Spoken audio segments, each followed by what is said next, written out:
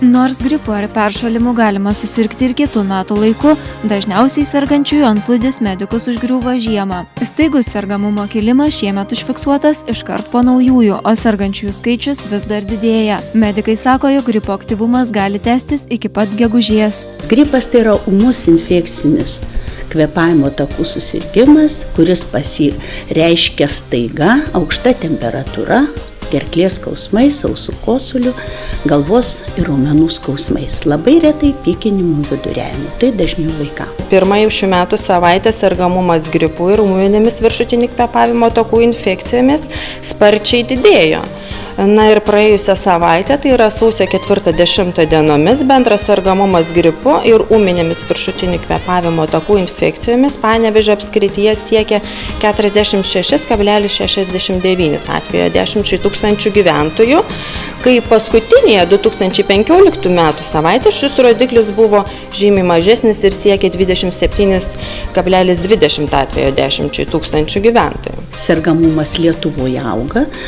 Yra dabar apie 35 atvejus 10 tūkstančių ir daugiausiai yra, beveik dvigubai tam skaičiui, yra Vilniuje ir Kaune.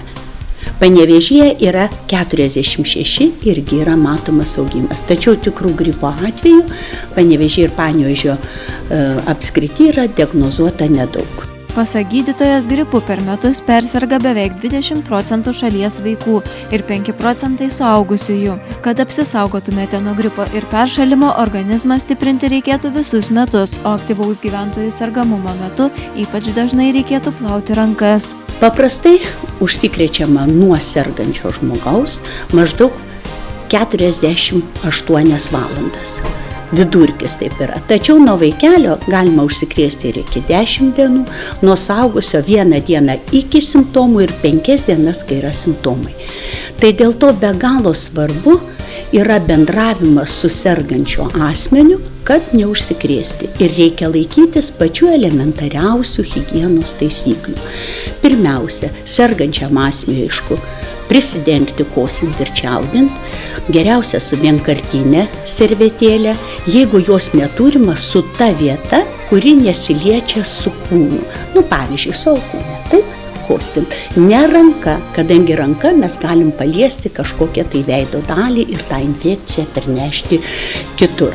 Daugelis asmens sveikatos priežiūros įstaigų jau pasirūpino gripo vakcinomis. Rizikos grupėms priklausantiems asmenims skiepai nuo gripo yra nemokami.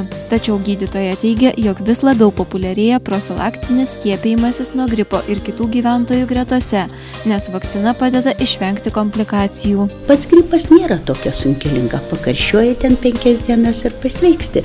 Tačiau komplikacijos yra labai sudėtingos, ypatingai pneumonija. Tiek virusinė, tiek bakterinė. Retesnės komplikacijos yra širdies, tai miokarditas, encefalitas smegenų, bet pneumonija, plaučių uždegimas ir bronchitas yra labai dažna komplikacija. Todėl skiepas yra be galo efektingas tam, kad sumažinti tų komplikacijų skaičių.